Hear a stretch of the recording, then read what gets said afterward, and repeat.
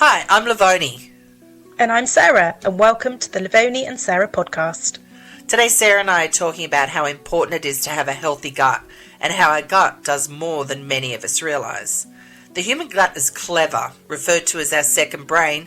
It contains millions of neurons and is home to the microbiome, an army of microbes that influence your mood, immune system, and your weight. Before we start into the importance of gut health, let's check in and see where Sarah and I are at with our health and wellness endeavours. Sarah, how are things your end, so to speak? We're not going straight into the whole gut health and producing, are we? I'm feeling really in control, so I feel quite bright about everything at the moment with regards to my approach to my health. I think the weather here in the UK is definitely helping. We've got gorgeous sunshine. We've had it now for nearly 2 straight weeks, which means that I've been eating lots of salads and lots of lighter food, which I think really it helps, doesn't it? In sunny weather, it just makes it so much easier to do that. It does make it. I've been consciously drinking lots of water as well, because it's been hot, but also just trying to make sure that I'm feeling hydrated. And I'm also doing much better with prepped meals. So making sure that I've got food in as really good options, and also then preparing my lunches and things like we've talked about before. So yeah, I'm on it at the moment. I feel good for feel you. Good. Yeah. Sarah and I are looking very summery. We will eventually have videos where we can show you, but we're both in tank tops. We are. It's boiling here. Very summery. Boiling. And well, for me, I feel pretty good. I can't remember how many kilos I've lost now. I have to add that up.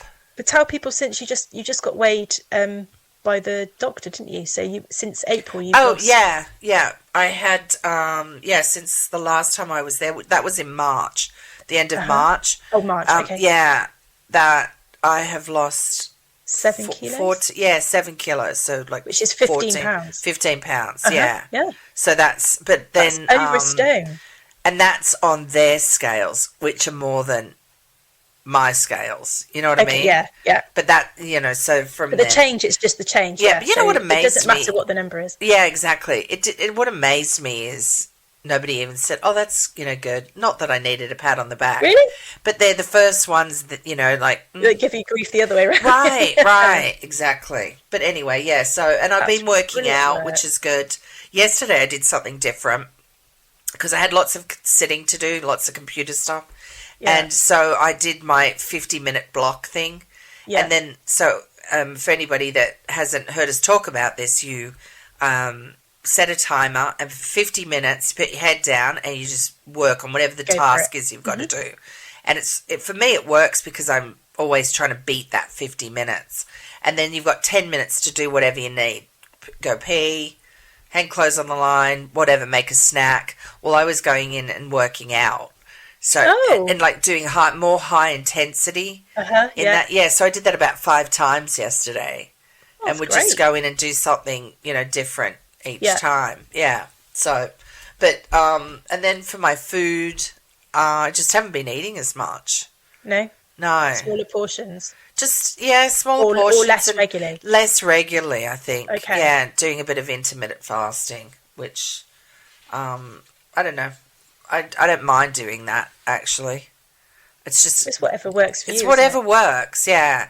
And it's, sometimes, because I get up so early, sometimes the mornings are a little... But I may lengthen it to, like Sarah and I were just talking about this before we started recording, doing it more like between 10 and 6. Right now it's 11 to 5. And, 5 o'clock, usually I'm still working anyway. That's a really long time. That's Well, I go to bed quite early. Oh, yeah, okay. Yeah, it's still light out when I go to bed most nights. Don't ask me about mine. Right, yes, I'm sure it's definitely not. But anyway, how's your gut, Sarah? How's your gut? My gut actually is doing well. I think eating the salads, I think drinking the water, they don't call it roughage for nothing, do they? I was going to say, that's all working a treat. Thank you very much. Plus there's a lot of chewing involved with a salad. It takes longer to eat, don't you think? Takes me longer to eat than if I was eating a steak and potato. Or I'm probably just a bit lazy and I'll probably just swallow it down and find myself choking. Okay. I wish I chewed that bit of watercress a bit more. Like a hairball. But yes, no, actually, my sort of regularity of going to the toilet does fluctuate, but it definitely is influenced by what I've been eating. So if I've been eating loads of junk food, lots of sugary food, carbs or whatever, that's what affects it. For me personally, I can tell then that I haven't been eating well, because then I'm not as regular when I go to the toilet. Yeah. So that's horrible. Oh man, being constipated. Yeah. Having a good poo in the morning is just like, sets you up. Doesn't it? Does. Yeah. But that's the thing though. Gut health isn't just about, that's when people hear gut, they think it's just about that. But it's not, because of all the things it does. So it helps regulate body weight, control hunger signals, decide which foods you crave, how much blood sugar spikes in response to milk. That's pretty amazing. People wouldn't know. It's a big job, yeah. It also protects your gut from invaders. It protects the entire immune system. And this was interesting. There's been a rise in allergic diseases like asthma, which I have, eczema, IBS, the irritable bowel syndrome, type 1 diabetes, and they're primarily an immune system that's got out of control. And that's all because of bad gut health. Can be. Not necessarily the type 2 diabetes. That's been caused by what's being added into the food? I think so. Pesticides, yeah. Chemicals.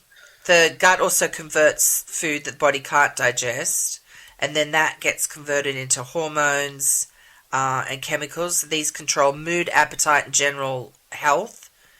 And then in the gut, the biome, which are all the, little bacterias and creatures. Right.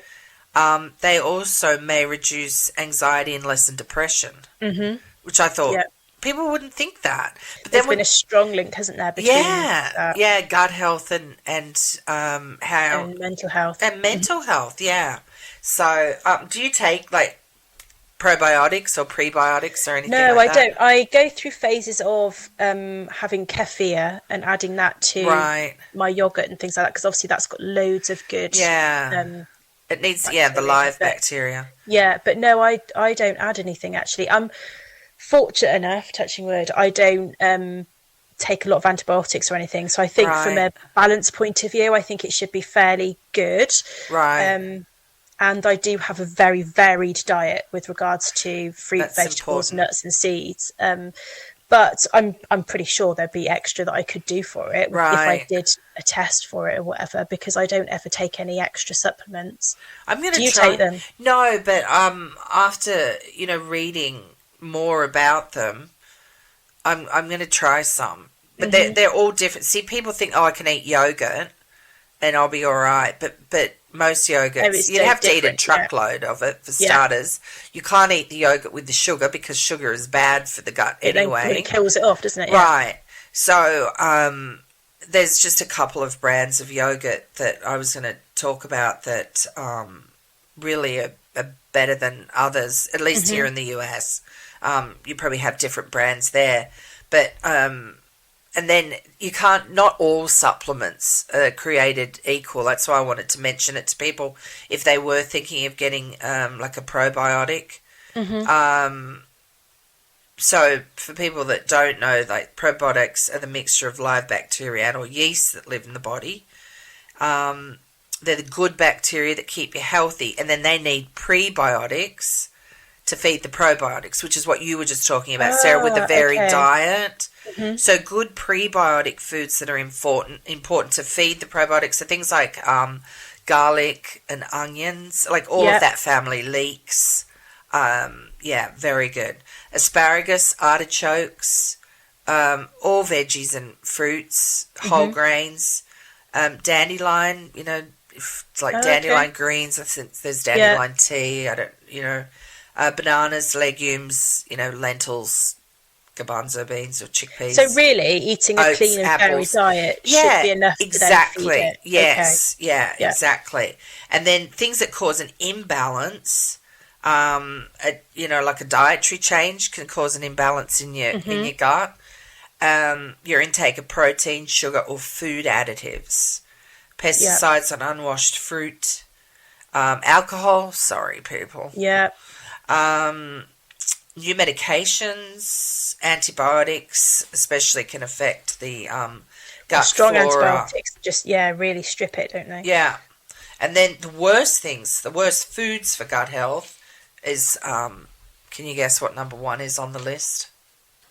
Processed food, like that white bread and stuff. It was sugar. Yeah, processed food, but sugar is like the bad one, and it's in so many products. So if you are eating processed food, you have to read the label. Always in it. Exactly. There was something that I saw that was stating, it was a little. I don't know if they have them there. I'm sure they do. The little drinks. It's not Yoplait. It's Yakult. Yakult. Yeah. The first 2 ingredients in that is water is the first, and the second one is sugar. What? But they're supposed to be the biotic thing. Yeah. Yeah. And so that would then cancel it out. It would. I just don't understand that. Yeah. Yeah. And then it had skim milk, and then glucose was the 4th one. That's more sugar then, isn't it? And that's why it's so important for people to read the packaging of things. And I know, we say everything in moderation, and obviously, like if you have a piece of cake at your birthday or someone's birthday, that's not, at a wedding or whatever, that's not going to, be detrimental overall. But doing it all the time is like, having sugar in your coffee. I can vouch for that because, as I mentioned in the last episode, I've been away over the weekend for my parents' anniversary party. Right. And I didn't go crazy. I wasn't drinking massively heavy, but I had a drink on Friday night. I had a drink on Saturday. I had a 3-course meal Saturday night. I had cake. It wasn't too extreme that I sort of felt ridiculously full or anything, but my body reacted so strongly to it. I started to really swell. I don't mean like an allergic swelling, right? Like I look like Shrek or anything, right? But when you can't get your ring on your finger, no, it's horrible. I couldn't get my shoes on. I know I struggle with swelling in my leg because of injury anyway, but it really, really reacted. And do you hurt? Do you find your joints hurt? My joints were hurting me. Arthritis were playing up really badly. So all of this week so far, I've been eating so cleanly. It started to reverse it. The body's so clever, isn't it? God, it's so clever. And the gut can heal itself. Yeah, that's the thing. This is not something you just sort of think, I've ruined it. Right. It might take a bit of time, but you can create some balance. So I had a great weekend. I don't regret it. But what I have come out of it is feeling that, like you said, the symptoms of eating those types of food definitely created a physical reaction. Which is kind of good in a way, because then it makes you not want to eat them. Yeah, not all the time. Yeah. And actually, we know that when you've eaten a lot of sugar or sugary products, you feel really lethargic, don't you? And horrible. Lethargic, and I just feel, I don't know, I just feel... We just want more. For me, it just kicks off that addiction. Yeah, so I need more. And it's something which definitely is a physical reaction from eating it. This is not just me imagining that I want more. I'm like, no, I need to get this more of it into my body. You need the exact opposite, but that's what it does. So it does create a pretty instant reaction. Your gut tells you straight away, I think, whether it's happy or not. Sugar cane itself has nutrients in it, but once it's been refined, is it the processing of it? It's the processing of it. Yeah. So that's why that's the second thing is processed food, because the salt and the sugar in both of them, and often the fats too. So you don't realise what's in them. So no. We're having to be careful about dairy at the moment, and so we're looking at all of the ingredients and everything. And you won't believe the things that have got dairy just added in. That seems a completely pointless point of view. I don't know, but so it's when you start properly looking at the back of packets and ingredients, it's shocking, isn't it? Really, when you properly look at it. And I know that a lot of people don't have time to cook whatever, but at this time of year, it's even in like back in Australia, where I'm from, it's it's coming into winter there, but still it's nothing to throw a chicken in the oven, or like a cheap piece of beef, and put some, stock and some carrots or and stuff sweet like potatoes. that. I mean, a sweet potato baked and stuff is delicious. Right, with some black beans or something like that, some avocado. Another thing that's awful is artificial sweeteners, and I don't know whether it's that bad in the UK, but here, oh my God, people get these giant drinks, and they think that it's better because they're drinking diet, Coke or Diet Pepsi or whatever, and then they're massive, and they'll have like several of those a day. Oh, okay. Yeah, no, we haven't got such big ones. They're kind of standard sort of smaller bottle. Right. Here. But even so, if you have 2 or 3 of those a day, then it's going to that's not make good. A difference. Yeah. Too much saturated fat and fried foods. All those things, not good. So good things that are good are things that we were talking about, like live yogurt. And I said that this is kind of tenuous because they're not, or just because it's yogurt. Yogurt's one of the biggest food marketed, it's a huge business, yogurt. And there's so much sugar in a lot of them. Yeah, so much sugar. Yeah. But I tend to have the natural Greek yogurt that has none of that in. So, and it's actually, because I go for the full fat one, it's actually really creamy, so you don't need to add sugar to it anyway. No. I love I just love plain yogurt, if I'm dishing myself Although out. This is interesting. I know we talk about the gut, but it really affects my throat. I can't have it too much. If I have it for too much, horrible. So I have to maybe have it for a week and then have a good 2 or 3 week break. And then, because if I have it all the time, my throat really reacts to it. Maybe you shouldn't have it at all.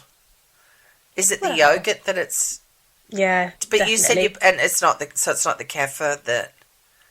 No. It's just, even if I just have yogurt on its own, it just doesn't react well to my throat. But I know that people that sing and for a living, they can't have dairy because it makes all of their sort of nasal passages and all that sort of thing really. So I think it's a thing, isn't it? But anyway, that was just talk about reaction of the body. Well, the best ones that I think that are found here in the US, and I don't know if these brands are over there, is one's called Stonyfield Organic, and then there's the plain Activia, plain yogurt, okay?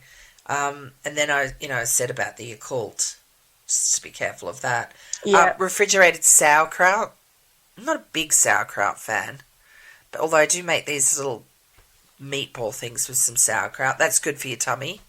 Is that, I don't know if I've had it, is that like the pickled cabbage thing? Yeah. But they sell it in cans here, and the refrigerated one.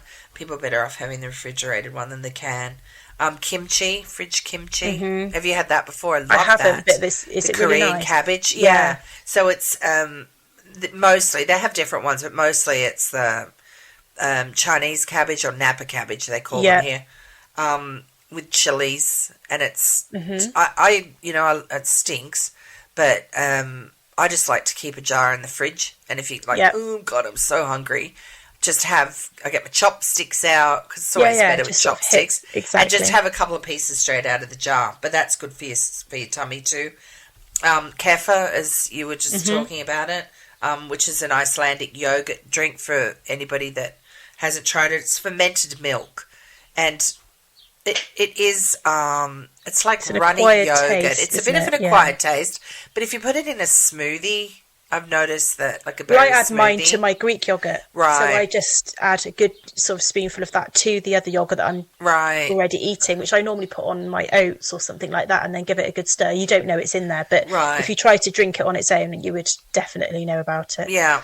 And then pickled veggies too, like, pickled beetroot or beets, carrots, cauliflower. I love pickled red cabbage. Oh, I love pickled red cabbage. But, once again, those things, if you buy them in the jar at the store, they can be high in salt. So it's good to try and make your own too. I'm going to try, because we've got, the garden is just so prolific this year, I'm going to try and pickle some, beans and some different things. Yeah. Oh, some peas as well. I don't know if you can pickle peas, but I've never seen them. So no, I haven't, but give it a try. you and I have spoken of this before about the serotonin, like 90% Yeah. or 95% of it is produced in the gut. I Yeah. thought that was really interesting. I know, isn't it? I think so. But I think that's where there's some truth behind the phrase gut instinct, isn't there? Oh my It's when you sort goodness. of, when you talked about it Yeah. being your brain or something, you just sort of think it's definitely something you should be listening to, because Uh-huh. sometimes that gut instinct is always right over what your Oh, brain can then talk you into, and you yeah. just think there's something behind that phrase. It's got to have come from somewhere, isn't it? Yeah. And then I just get mad with myself when I don't listen to it. The older I'm getting, the more I trust it. Because it's something, it's like it's just a warning, really, isn't Well, it? yeah, exactly. It knows what it's talking about. Yeah. And serotonin, I think most people probably know that it influences both mood and gut immunity, regulates cognition, and most of it exists in plasma. Oh, okay. Yeah. But there's So, not just serotonin, there's dopamine released as well, isn't there? yeah, yeah.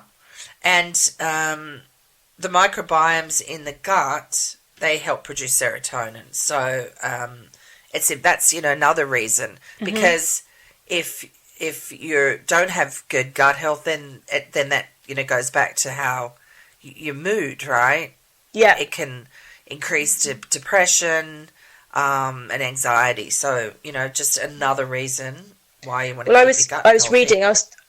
I'll give you the details of the book in a minute. But in this book that I've been reading, it talks about different foods that trigger the transmitters from your gut in different ways. Right. So those transmitters react differently.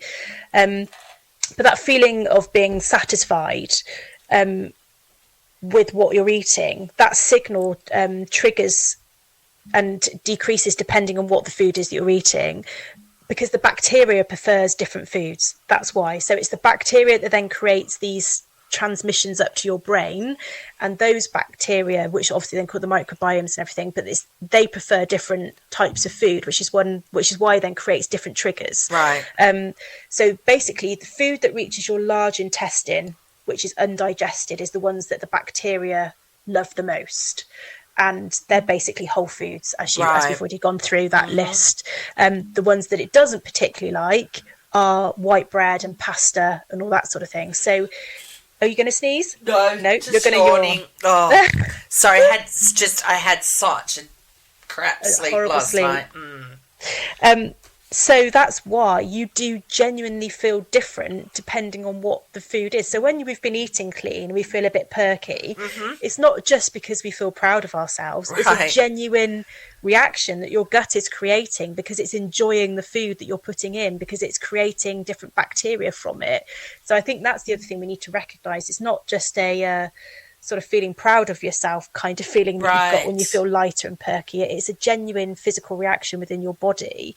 And so by putting all of the good foods in, you're going to be creating all of the healthy environment for the bacteria to be created, for the, all of these triggers to be created. And those reactions that you've just talked, or hormones you've just talked through, so the serotonin and the dopamine, will be created even more, sort of in greater volume, by eating those foods. So there is a direct connection. Sunshine helps too. With the serotonin. Yeah. Sunshine and exercise. Yes. And eating plenty of tryptophan-rich foods. People joke about, having to go to sleep after Thanksgiving. I mean, yes. Because they're just they're so stuffed. But and the turkey, because turkey has tryptophan, naturally occurring in it. Okay. But it's chicken, beef, wild salmon, tofu, pumpkin seeds, oatmeal, eggs, nuts, and seeds. They all do too. So it's good to get. So what does that do? So that you eat that, and then what happens? The tryptophan helps the serotonin. That's what. Right. Okay. Yeah. Yeah.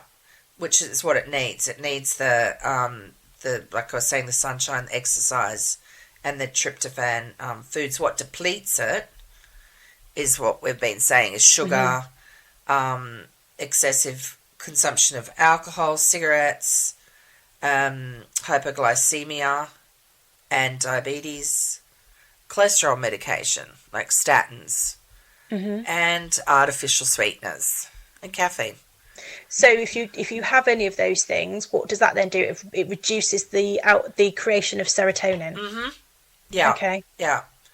So, I mean, we're not saying avoid them altogether. That's hard to do, but just be mindful of it. Mm-hmm. I mean, really, if you want to feel good and you want to lose weight, then I guess if you're have any of those things, I'm just trying to think, like medication, for example. If you're taking that, you have to take your medication. Yeah. What could you then do to try and, as we were talking about last week, to try and strike the balance? Because actually, is there something you can up to try and balance that out? I guess eating the high rich foods that it's going to like will help. Plus, I think also being on a good probiotic. Right. But it has to be a good one. It has to. So you need to read it. If you read the bottle, it's always better if it's in glass. Mm-hmm. And it should have somewhere between 30 to 100 billion CFUs, which is colony forming units, in it. And then if it's got like an R or a T next to anything, which is registered and trademarked, that means that it's actually been tested and proven. So you want to find one. And is it liquid? Does it matter if it's liquid or tablet? The tablets, and they have to also then survive the gastric juices in your stomach. So that's how the tablet then goes down. So normally they're in like a capsule form, and that outside it needs to survive. Getting down there. But and then they're not cheap. I'll say that. But if somebody is taking constant medication and they have to take it, then it's just a good idea to do that. That's and then to eat all the things that we were talking about. To have some nuts and seeds, unless they have an allergy to them, of course. Lots of everything, vegetables. Yes. And fruits, of course, because they have so much in the way of fiber, which will also help the stomach. And then, unless they're vegetarian, wild salmon, tofu, grass-fed beef, if they can, or chickens that are humanely raised, bit of turkey. I made a yummy turkey stir-fry. I'll tell you about that later. Just to then really focus on what it is that they're eating. Try and cut down on alcohol if they drink. Yeah, I know. You see, alcohol, sugars as well, isn't it? So that's another, right. I mean, a glass of wine here and there, and whatever they fancy, a vodka and soda or something, but to try and stay away from like the foo-foo drinks too, because they are just full of sugars. All the extra sugar, from the soft drinks that they add to it, isn't it? That and I do like a pina colada, I have to say, but often the pineapple juice that's used in that is sweetened. And if I'm drinking a pina colada, I'm going to be 100% honest. The first thought is not going to be my gut health. No. It's going to be the fact that I'm on a sun lounger, right? Yeah, with a pina colada in hopefully one hand on a beach somewhere. Yes, exactly. Yeah, so I might put my gut health to the side. Yeah, but maybe the next morning you might think about it. One of the ways we can, the physical ways we actually see an output of your gut health is your feces. I'm going to say that once, and then we're just going to move on to the real word of poo. But your poo does indicate how your gut health is actually managing itself at the moment, doesn't it? So again, right. So I'm going to give you the title of the book.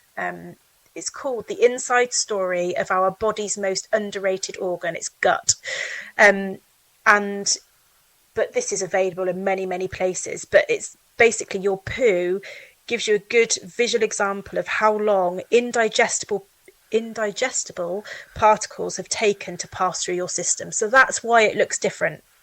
So the reason your poo looks different from either 1 week or 1 day to the next is it's giving you a visual representation of how long that indigestible food is taken to get through your gut.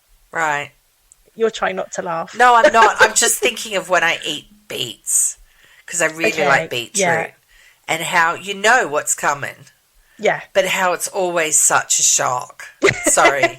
I was just, as you were saying that, I was thinking, and that goes through, that's a good indicator, actually, because it goes through quite fast. It's gone fast. So if you had, there's 7 types Of poo? Of poo. Right.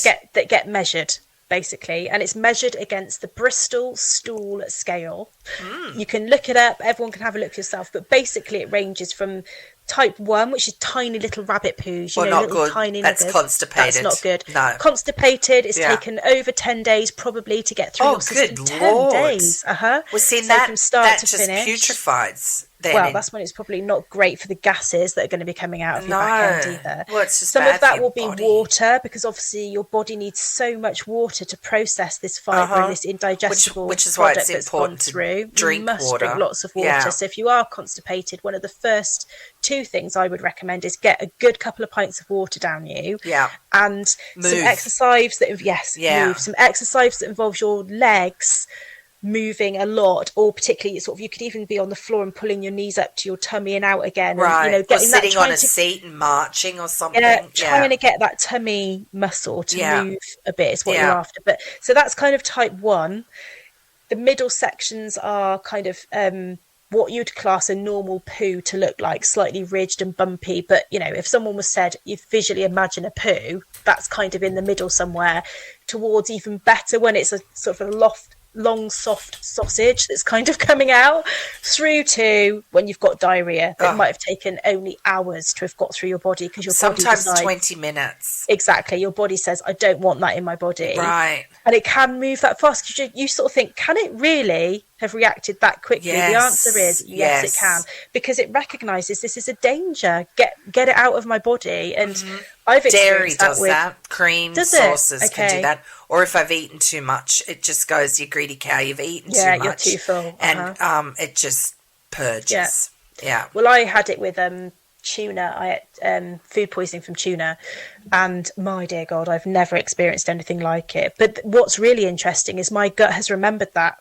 So it was hot tuna, like a tuna steak that I ate, and I was very, very, very ill for a number of hours, and it took moments to go. But every time I eat hot tuna now, my body panics and I get an upset stomach. And there's nothing wrong with that tuna that I'm now eating.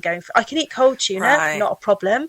But if I eat a hot tuna steak, my stomach says, I remember what happened last time you ate this, and I'm gonna. So it's really clever in protecting you as well. So that's what it's doing. It's protecting funny you. When you say hot tuna, it reminds me of 2 things. One is a surf company. The surfy company, but something just doesn't sound good with hot tuna. No. I know what you're saying. It's just seared on either side. It was a seared, But either way, my body didn't think it was good either. No. It was my own fault. Say no to hot tuna. I was in the middle of the Dubai desert. What possessed me to think that was a safe thing to eat? I don't know. But anyway. Seriously? It wasn't good. So have a look it up for yourself there. You see the 7 types. Right. Perhaps try and identify on the general rule where you are, because actually it does give you a bit of an indicator over the health of your body. Is, because you might sort of think, well, I'm okay, but are you? Do you need more fluid because you've got these little rabbit poos? Right. And you clearly you're not eating enough. Also, milk can do that too, especially to children. Well, if you've got an allergy or a reaction it can just constipate them. Even if they don't necessarily have an allergy to it. Well, it's an intolerance. This is the other thing. An allergy is different to an intolerance as well. So an allergy is like, where's my EpiPen? Exactly. An allergy is a massive reaction. An intolerance, you do get the reaction, but it's much slower. So again, there's the 2 different things there. But I think if you can indicate from that scale where you are, even if you sort of could say to yourself, oh, my gut health is fine, I think perhaps you would find you may not be as fine as you potentially would think. And then you know exactly how you can correct it. So exactly as you were saying, the pre and probiotics. The pre I think you can probably fix with food. The pro is something you'd have to... The pre feeds the pro.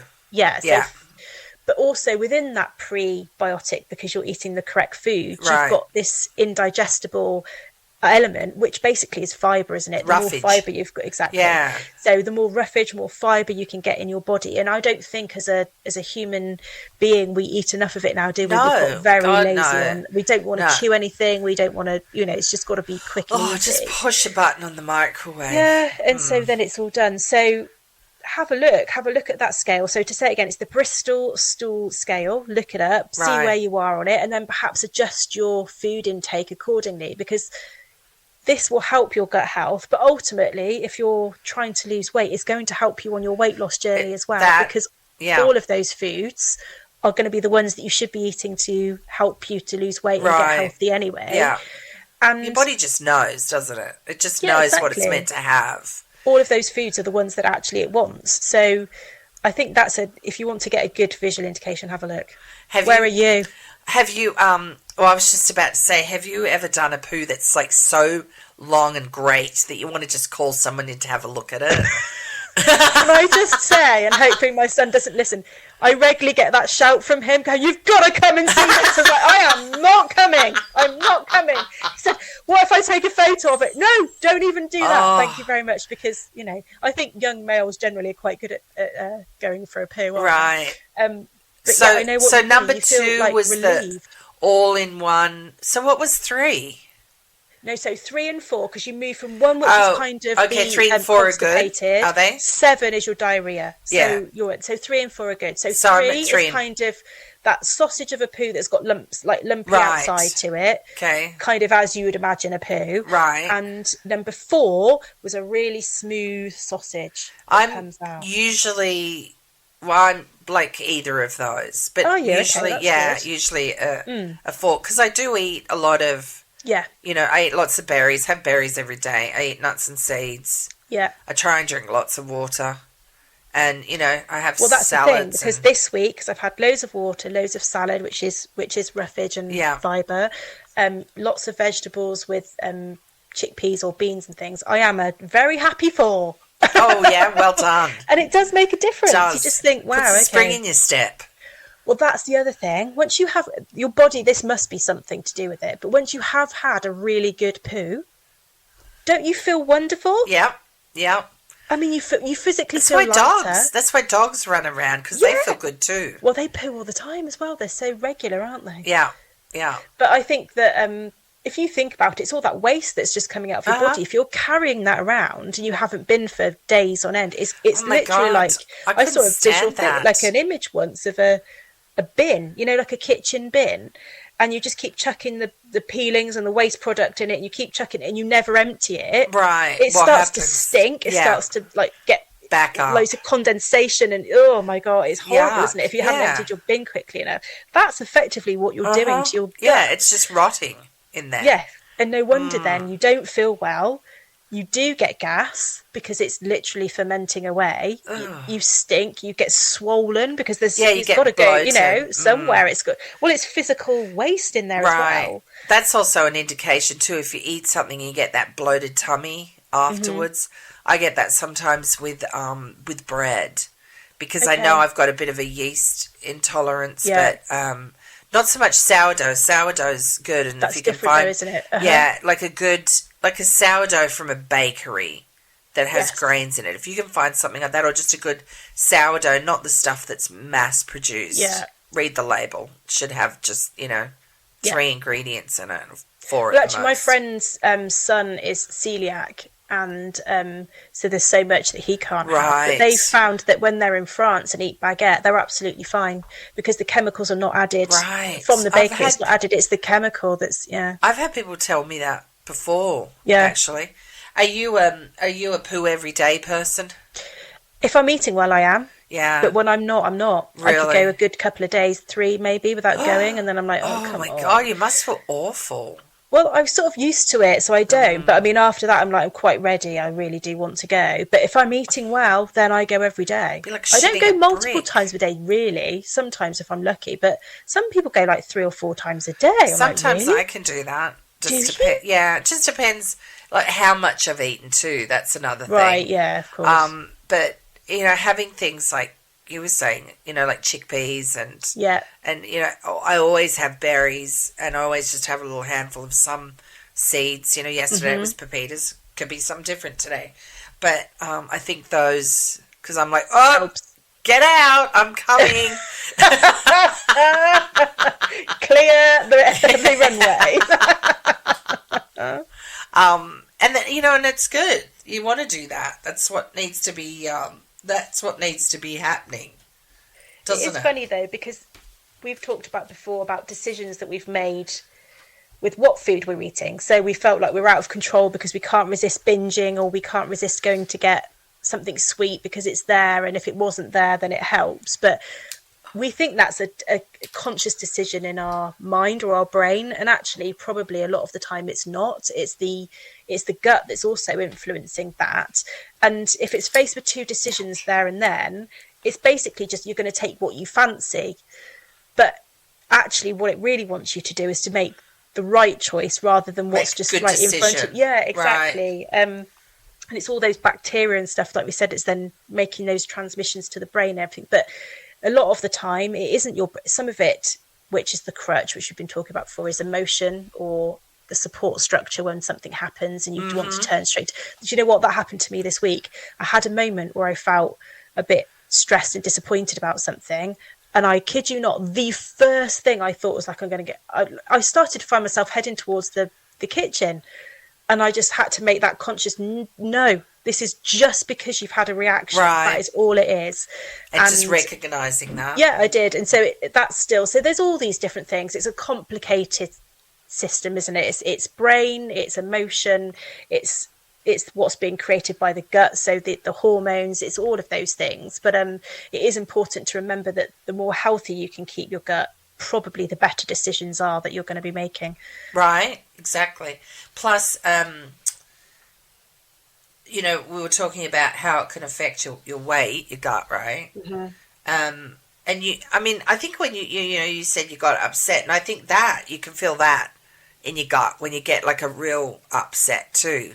I think that's interesting because you feel it in different places depending what it is, doesn't it? Sometimes I feel it in my tummy, in my gut. Sometimes I feel it really bad. Yeah, sometimes I feel it in my chest. Yeah, yeah. So, it's depending on what the reaction is and what it's to, I think. Right, but so just to be, like we said, to be aware of that.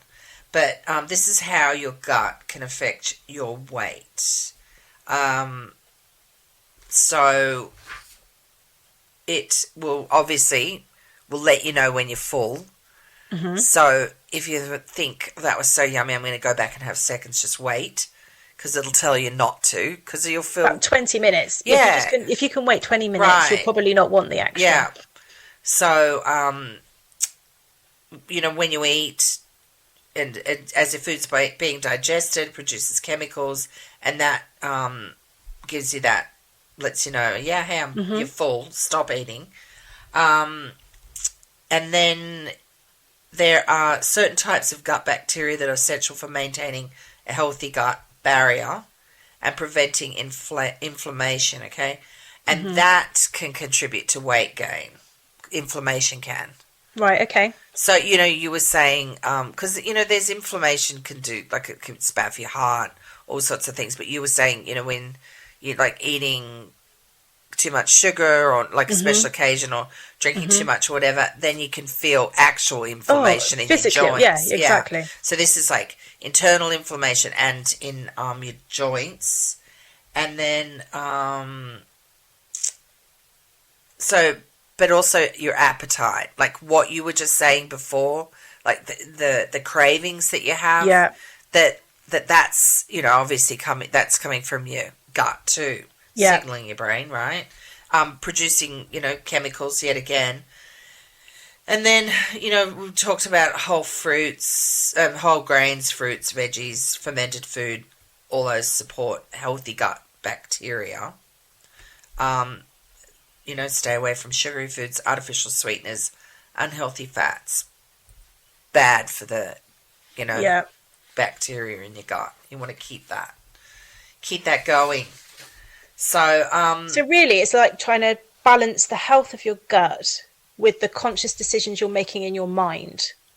So if you can find this happy balance between those two, then really they should feed each other, shouldn't they? So the gut should feed the mind then can feel a lot happier, and so it should be this really content cycle. Yes. And I think possibly trying to concentrate on just one element, you're going to be fighting the battle quite hard because the other one is not really then helping towards that overall goal or that you're trying to get to. Do you find that for me, I think, okay, I need to look after, my gut, or I need to look after my skin or whatever. And obviously, you can spend as much as you like on your skin for like products on your skin. Mm-hmm. But if you if you're not eating right and drinking, and hydrated properly, that can show. You can spend whatever you like. But do you find it easier to eat better for those things than you do for weight? If you understand what I mean? So finding it easier, better to eat healthier for my gut than I am trying to eat for trying to lose weight. For your gut or your brain or, your skin or, joint health. Because I guess the sort of thinking behind that is the fact you're trying to improve your health, as in keep yourself healthy, trying to keep yourself alive longer. Right, what? Because ultimately that's what we're talking about, isn't it? We're trying to make ourselves, as healthy as possible to lengthen our life and make that life that we have the best it can be with regards to our health. Because there's some things, you just can't control. But I guess there's a tendency, or for some people, to think about your weight as a bit of a sort of superficial element to that, but the way that you look. But that's only if you consider it about the way that you look. If you suddenly add it into part of this whole mindset of, well, I'm trying to make my life as long as it can be, and then as moving as possible and as as full as possible, then that's surely got to be part of that same process. And maybe that's why it's more difficult thinking about what to eat for losing weight if you don't think of it in the right way. So if you're thinking about it only in a sort of superficial way you look rather than the health perspective, because I find it much easier to think, well, I'm not going to eat that because it's not good for gut health, or it's not going to be good for my brain and my mood, rather than, well, I'm not going to eat that because I'm trying to lose weight. Do you understand what I mean? But then that's like, say, well, why, that's the whole thing. It's a good thing. Why are you trying to lose weight? Yeah. But it's a good thing to be focused on I just find it's easy to focus on my health and not focus on my weight. But that would be if we can then work that weight into that overall health project, then it will be the same thing. That's what will be the win, won't it? Right. So, if you eat for your health anyway, you'll lose weight. The weight will come along for the ride. Yeah, it's going to be. So, I just approach it as, okay, I'm going to eat healthy, wholesome foods, limit the stuff that I know isn't going to be good that we've, have talked about. And I don't know, I just find that so much easier than... Do you know what then? In that beautiful recipe of what you're just trying to describe there, I think the only thing that's required for the weight loss is just portion control. Right. Then after, exactly. Because all of the other stuff you're doing is because you want to preserve, your health as much as you can. Right. So that's why you're doing and eating all of those other things, which automatically means that your weight loss journey is going to happen because you're not eating processed foods and all the rest of it. But the only tweak you're going to have to make is the portion control. Yeah, exactly. But anyway, it was just something that, I don't know, just works for me. It's just a different way of looking at it. And, I just want to keep my skin nice and, because you can't, well, I guess you can change it. I don't want to have to go and, under the knife. No, because it never looks right. It scares me. I wouldn't want to inject anything in my face. I know people do. That's fine, but I just wouldn't want to. Yeah, no, I couldn't do that. Hey, have you been cooking anything yummy that I need to know about? I've been doing lots of more of the vegetable and the chickpeas and the beans and aubergines, and what did I do last night? I did a roasted spiced cauliflower last night. So I've not actually cooked an actual recipe from anything this week. It's just been vegetables or things that I've got to use up from the pantry or from the fridge, and then made exciting things out of it. So I did like a Mexican spiced cauliflower. Oh, that sounds good. And I put beetroot in it. So you talk about beets. I also chunky cut up beetroot and put that in with the cauliflower when I roasted it with the Mexican spices. It was really tasty. Oh, nice. Yeah, really good. I saw somebody, I think it was on Instagram, and I really want to do it.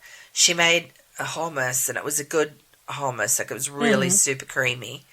And had roasted potatoes and little new potatoes and cauliflower and some chickpeas, and then she tossed it all in like some spices, and then she put that on top of the hummus, and I think she might have had like a yogurt dressing or something over it. Does sound It just good. looks so good, and I thought, Who was 'cause I that? love Do you know who potatoes. that was? No, I think I might have sent it to myself. I'll have to okay. have a look, because Yeah, that if sounds it depends on what account I see it on, Yeah. I'll send it from my personal to my work one. But yeah, I was like, because I'm just That does like, sound oh good. my God, I love potatoes so much.